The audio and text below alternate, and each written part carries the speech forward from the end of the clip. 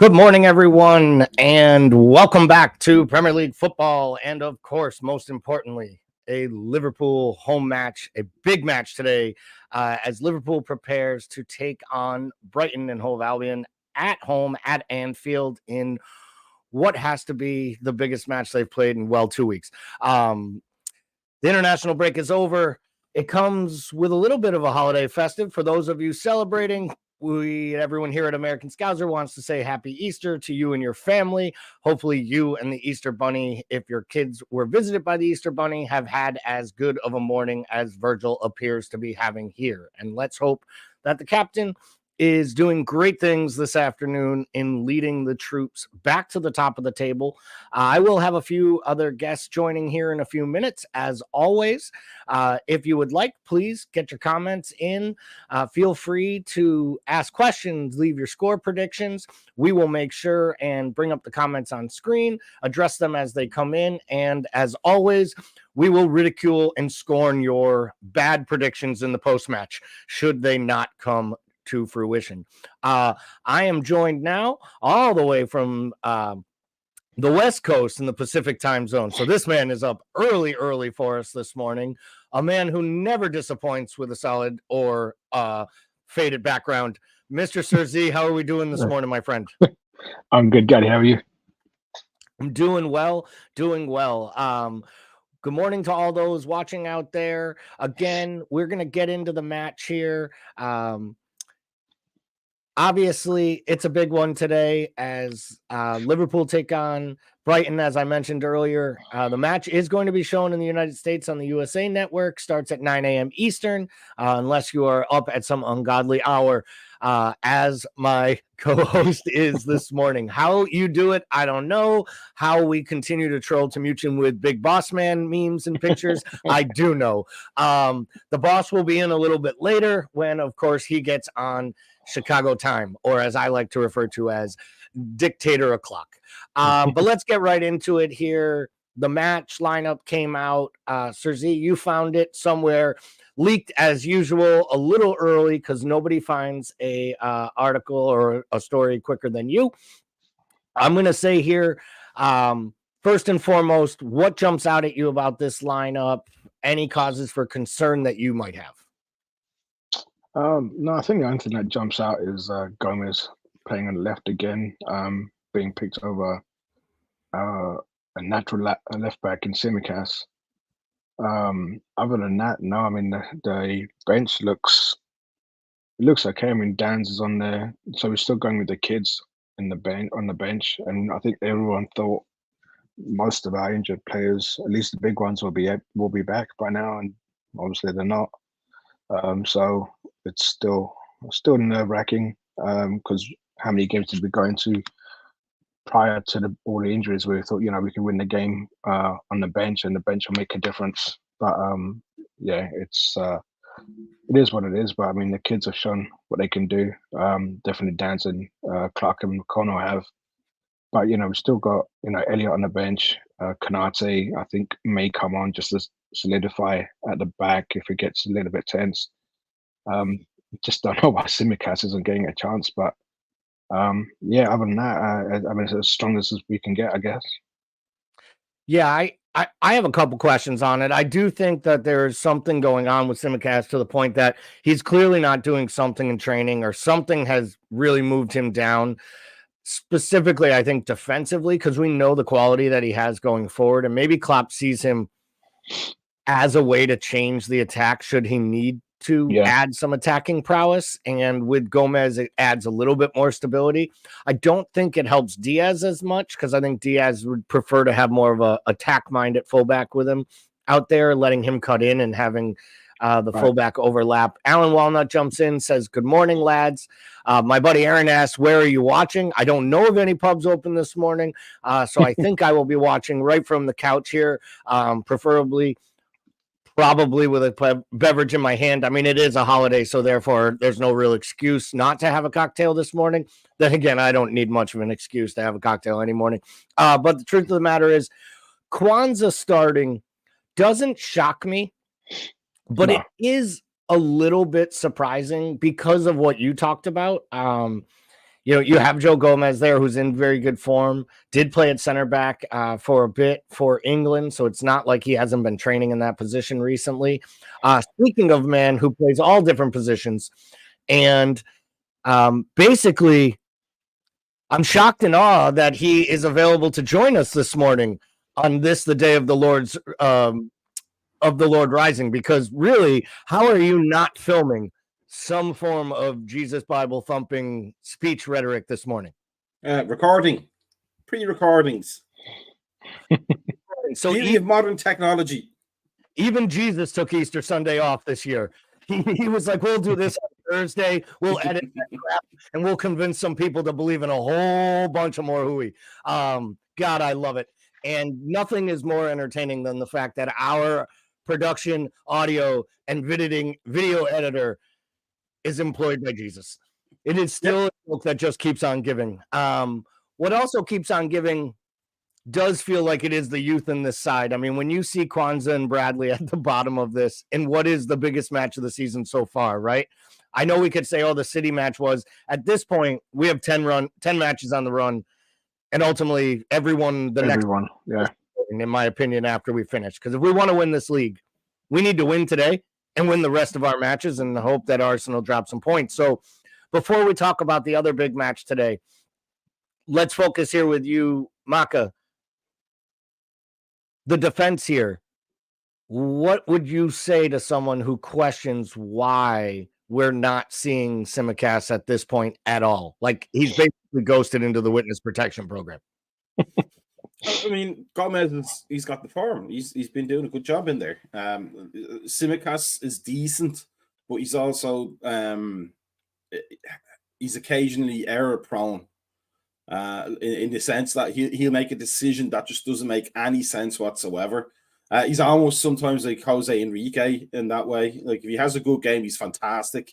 When he doesn't, you just question whether he only learned to walk upright that morning, let alone play professional soccer. But Gomez has just been playing well, and Klopp is nothing if not an emotionalist.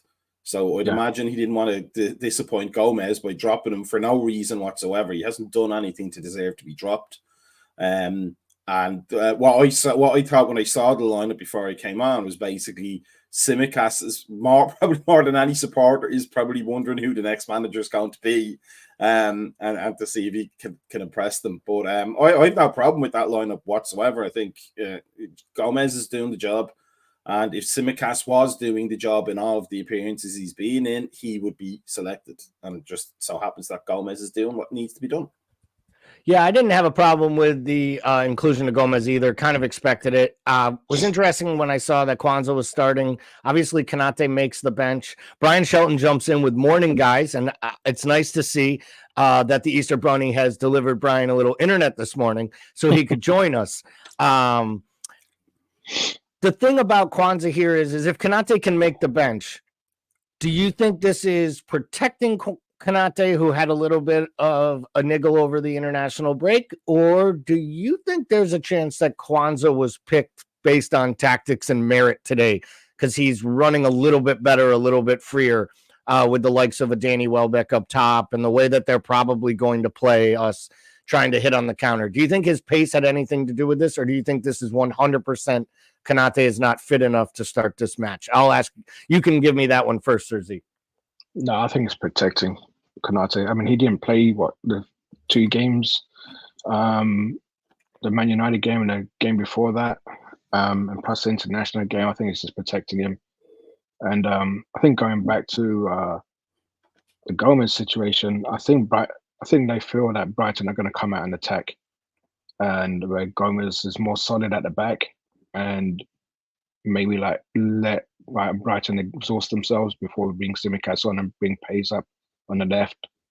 I think maybe that's the route they're going to go. But I mean, I love Kwanzaa, but I think Konate is always going to be ahead of him for now.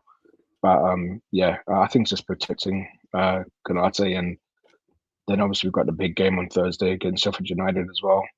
So it's just a matter of playing minutes and conserving minutes for that game as well. Gordo jumps in. Kwanzaa chosen probably because he's been on the training ground, maybe a reward from Klopp for a few good sessions or something. I'm not disagreeing there with Gordo at all. Again, I just feel like at this point in the season, if Konate is fit enough for the bench, I really would have liked to seen him in the starting lineup, but maybe that's exactly it. Maybe he's just fit enough for 20 minutes or an appearance, and the physios have let him know that. And this is about getting him back to match fitness. He'll come on in the second half to short things up, as one of you mentioned earlier. And then, it gets him ready for these big fixtures that are coming, including the matches in the Europa League that we have to start to prepare for and play as well. Maka, let's go to the midfield here.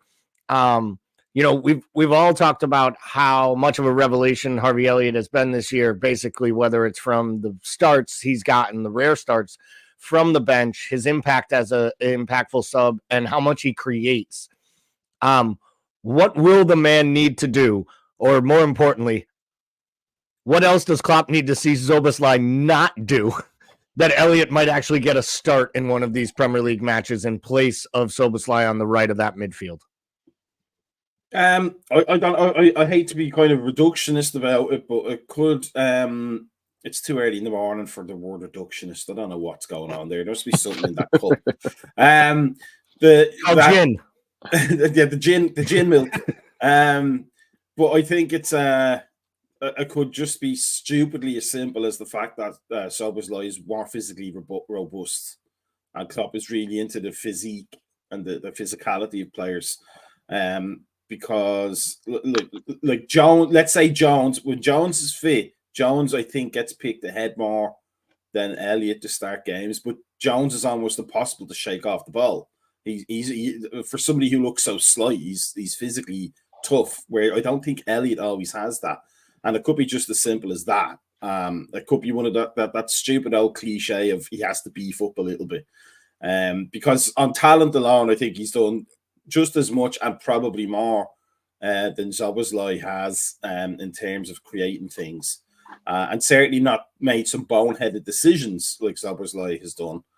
But perhaps Klopp looks at the opposition and goes, "Well, Elliott's going to get bashed about in this game, so Zobo gets in." And I hope it's not that, because that's Sunday League stuff. That's something you do with the under 12s. Yeah, but I'm just going to put the tall kid in. Like he's big and strong.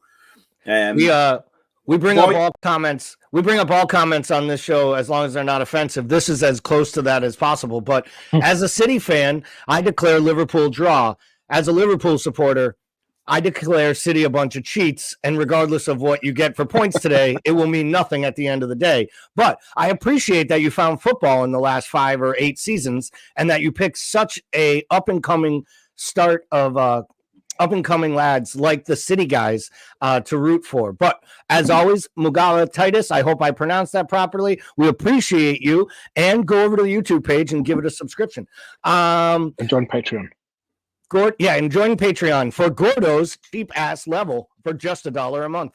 Z, is that Karius over your shoulder? It's too early for that terrifying image. It might have been even more terrifying if it was Luis Karius, but it's actually the big boss man, which is, anyone who was listening a few weeks ago knows the big boss man will be joining us a little later this morning. So let's take a look at how Brighton lines up today, before coming back and talking a little bit about the substitute bench and how that may affect the match. Appreciate that whoever puts this together for Brighton at least doesn't give us the numbers, so we don't have to see the ridiculous outline of why the players are in this order, even though they are ridiculously in the order of numerical value. But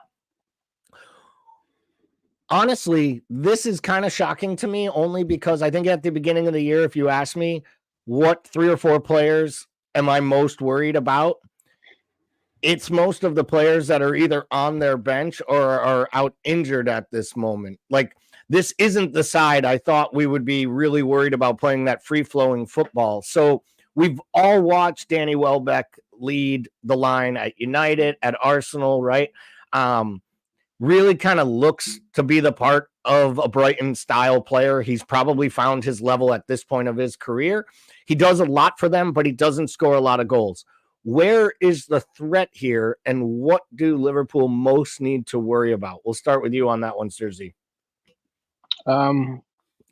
Maybe Lamptey, but I know Lamptey always had a good game against Trent. And obviously Trent's not playing, so we're not too fussed about that. I think Conor Bradley can hold his own. Stephen, he comes in and grows. That he's always got a goal in him, and he always has a good game or whatever. But yeah, I think the main threats aren't playing. It's sad that Milner's not playing. He would have got a good reception today. Lallana's may come off the bench as well, but yeah, I mean the biggest threats aren't there. Maka, go to you on that same question. In the time you've seen Brighton play this year, the style we know De Zerbi likes to play, is there any added pressure on Brighton and or De Zerbi with the fact that he is being so regularly touted as one of the top candidates for this job and potentially someone that Edwards and Hughes could look to lean to replace Klopp? Is this a little bit of an audition, or would he be really smart to really get that out of his mindset today before they walk in there? He would be really smart to do that, but he's human like the rest of us. And I was just going to say that. I love it. He's probably thinking about it, but also from kind of, if he is in the conversation at all, from our point of view, this is a good test of it because he doesn't have the pieces of the puzzle that he normally can rely on for his system to work. So now we're actually going to get a good idea of whether his system works or whether it's entirely down to what players are available, which we've seen with Klopp. Klopp has done untold harm to lots of managers at their clubs this season because he's had such a horrendous injury list at times and put the academy kids in, and they've not dropped a beat whatsoever. They've not dropped a stitch. So we know the Klopp system works. So we'll find out today whether we know paying for themselves. Like when Brendan Rodgers was here, when his system was firing and he had all the players on it, it was fantastic football and it nearly won us the league. When he didn't have those players, the system fell apart.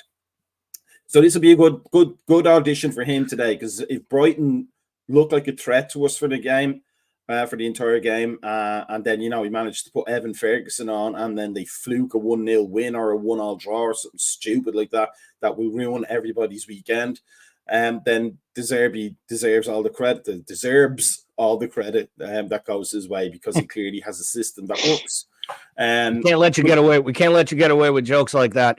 No Matoma changes their attacking approach. Yeah, and that's a really good point by Brian Shelton. It really does change their approach.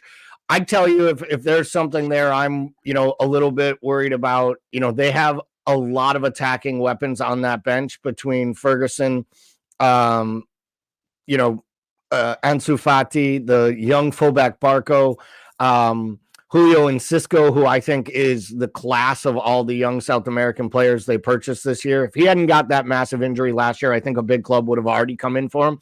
And there's been rumors that City are going to go in for him in the summertime, that we've had interest in him. There are a couple young players here, if you did take De Zerbi, that you might look to take. I think you have to watch Adingra on the right-hand side today. His pace could give Gomez some fits at times, and maybe that's part of Klopp's thinking of having the more defensive minded.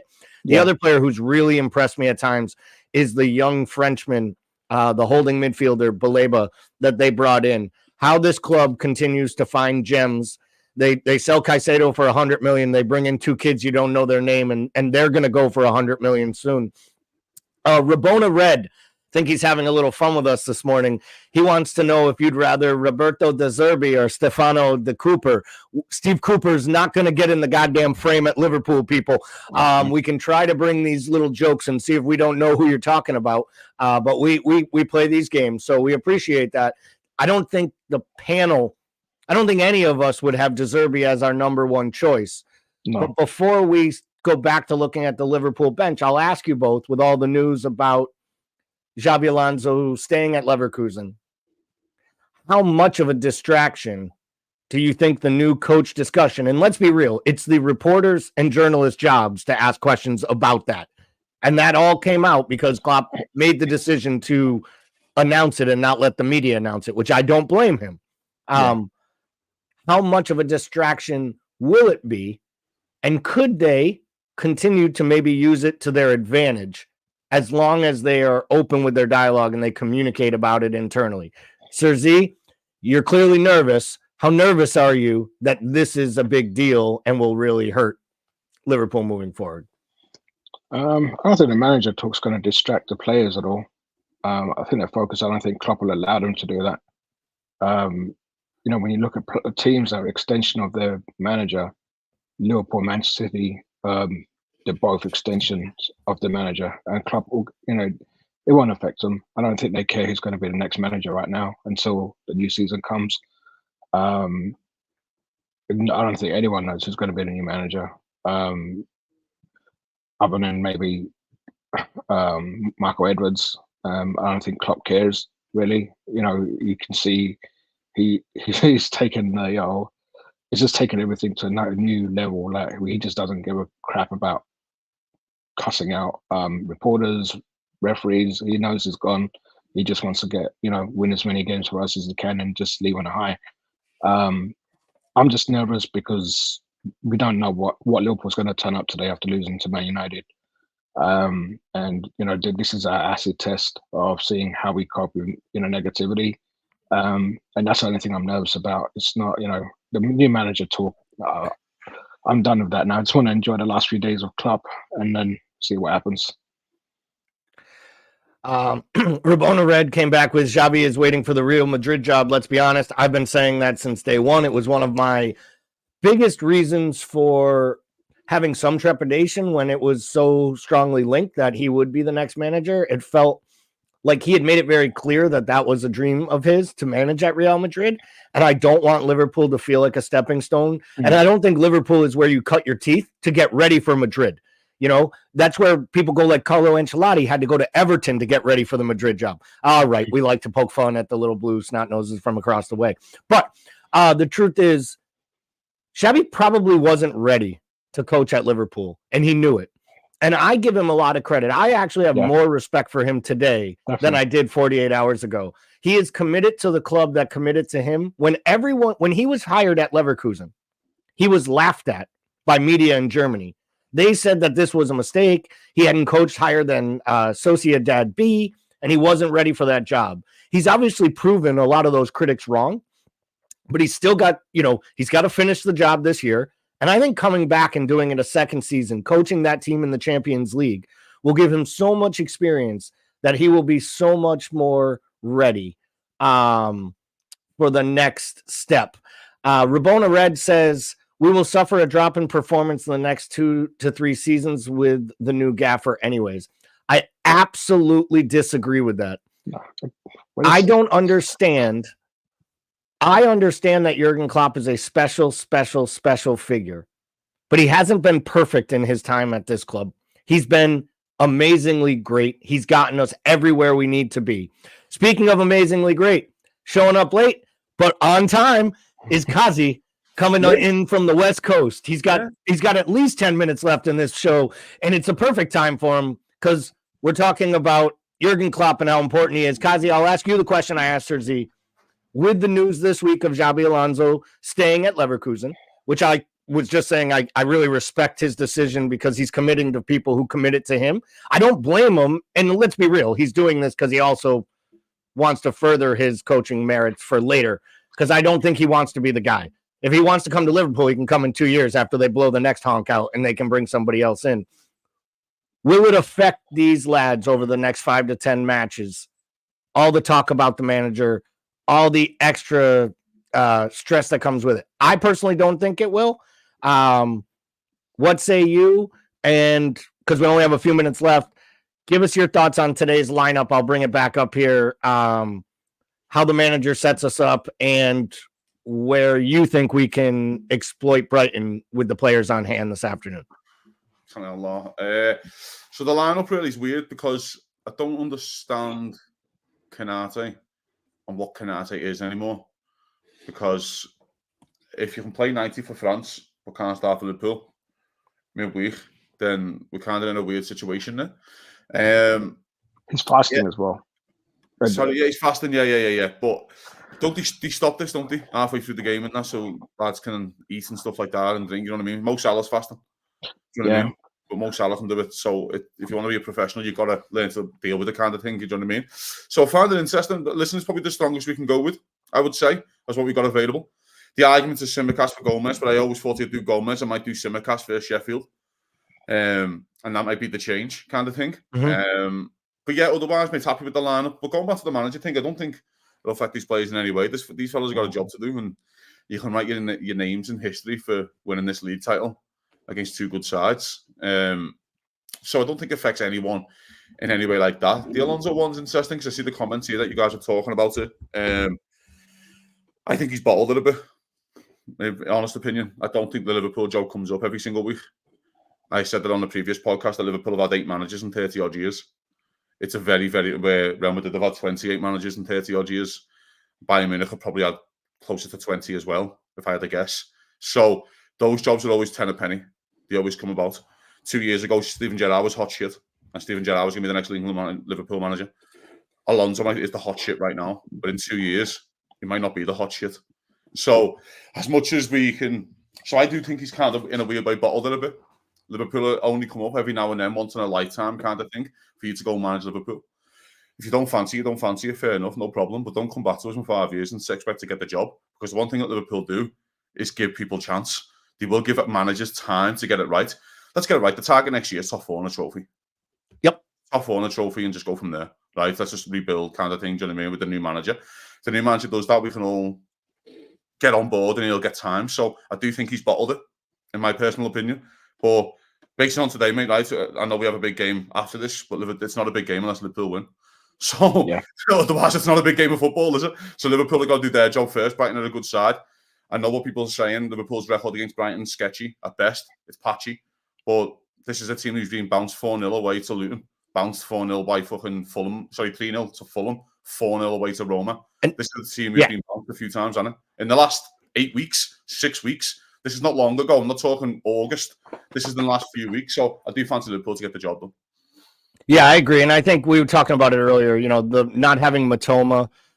Some of the players that they're out right now are the players that actually make you fearful of this side when they're playing well. So this should be a game. Now, we have a couple minutes left. We'll get to our predictions because I want to give everyone time to get their coffees warmed up and get in front of the TV and ready for this match. Kazi referenced it. There is, you know, another football match being played this afternoon by a couple teams near the top of the table. And hopefully those teams are battling out a gruesome, long and winding matchup that maybe takes a player or two off. And I'm not talking about red cards. I'm talking about hobbled. Never root for injuries, but I don't root against them either. Yes. I never root against them. I've never been like, oh, damn, Holland's out for 8 weeks. That stinks. You're too much of a half fella. I root for all the injuries. Well, Kazi, we're people that root against kids asking for jerseys, but that's a conversation for another day. Brothers from another mother. But let's just be real, or assholes from something that rhymes with it.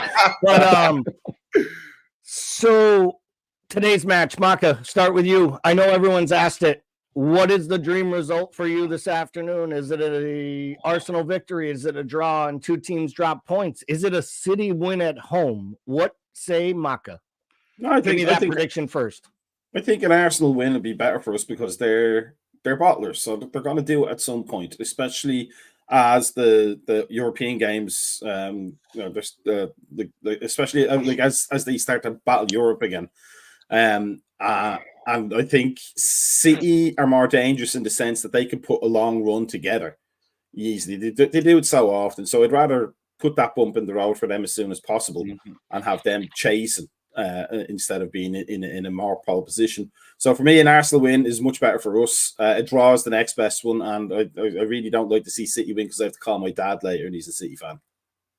So Sparky Parky says City 4-1 win. Brian Shelton says I went from a draw to an Arsenal win. Rabona Red says a draw is best, then an Arsenal win second for me.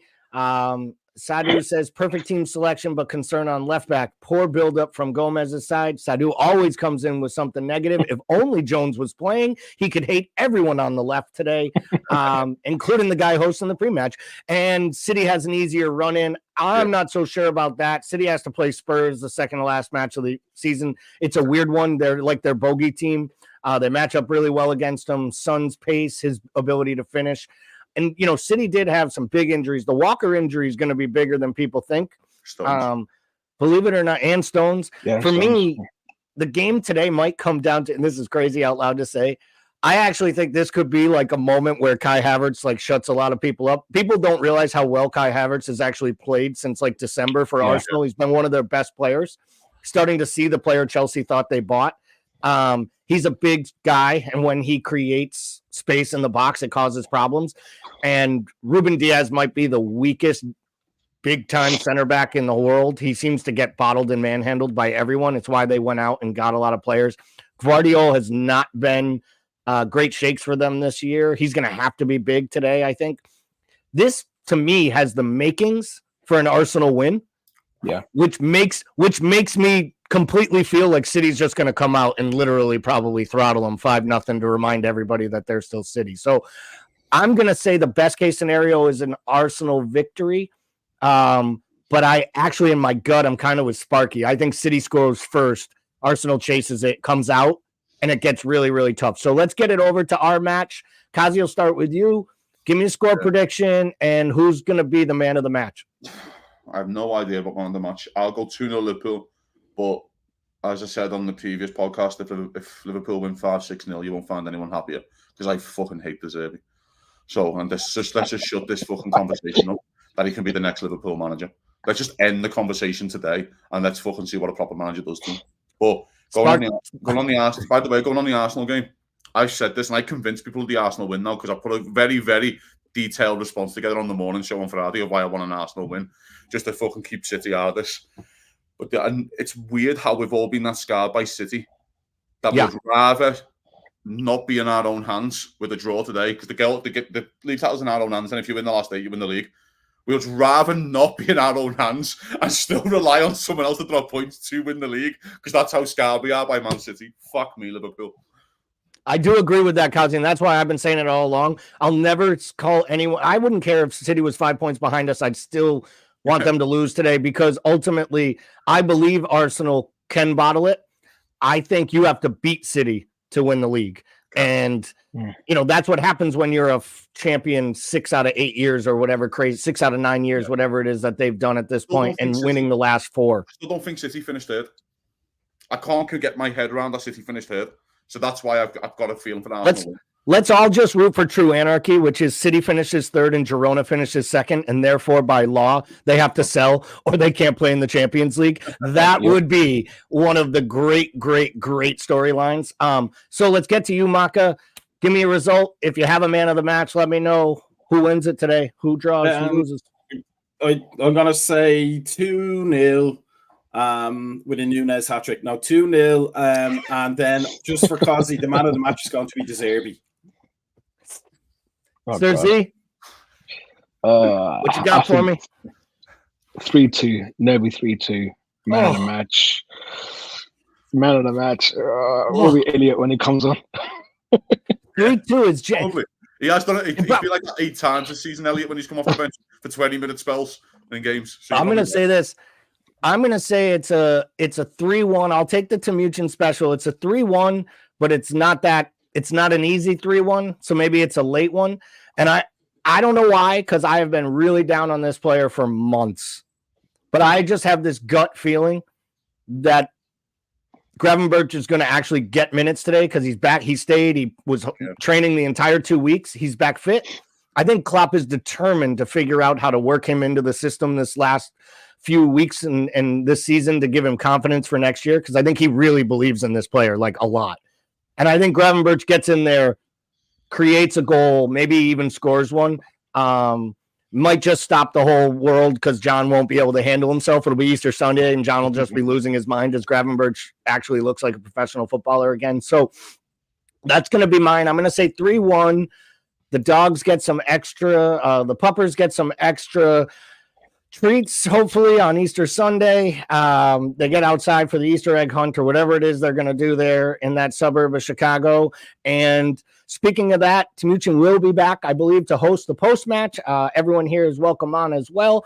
We'll be on right after the final whistle, getting you ready for the big City Arsenal match, as well as for whatever your rest of your Easter Sunday festivities are. So last thing we're going to ask you to do, if you can, before you go fill up that coffee, please get on over to the YouTube page, like, subscribe, share the content, leave a comment. If you want to get involved, you want to be a contributor, you have ideas for programming we can do, please feel free to send us a message on any of the mediums. We appreciate you viewing. For all of us here at American Scouser, have a wonderful day. Enjoy the match. We'll be back for a post-game cap right after the final whistle. All right, everyone, up the Reds. All right.